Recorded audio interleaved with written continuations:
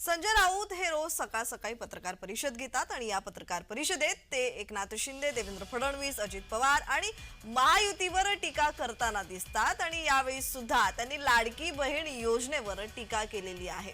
लाडकी बहीण योजनेच्या आडून त्यांनी महायुतीला लक्ष्य केलंय। निवडणुकीत महिलांची मतं विकत घेण्याचा प्रयत्न केला गेला असल्याचं संजय राऊत यांनी म्हटलेलं आहे।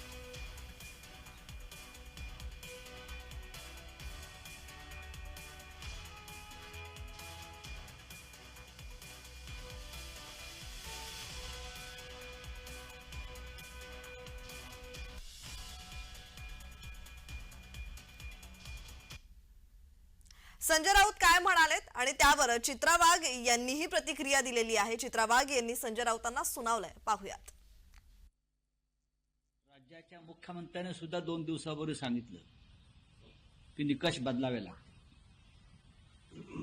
निकष न बदलता यासाठी देण्यात आले पैसे 3-3, 4-4 महिन्याचे की 1500 रुपयाला मतं बहिणींची, महिलांची विकत घेण्याचा प्रयत्न झाला, लाच होती। तेव्हा त्यांना निकष, नियम, कागदपत्र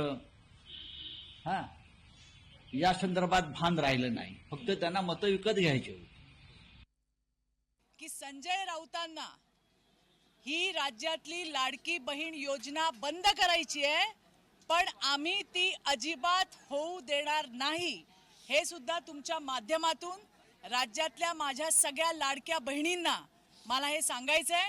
संजय राऊत जे बोलतायत त्याकडे लक्ष देऊ नका, त्यांच्या डोक्यावर पूर्णपणे परिणाम झालाय। त्यांनाच ही योजना बंद करायची आहे, पण आम्ही ती योजना बंद होऊ देणार नाही।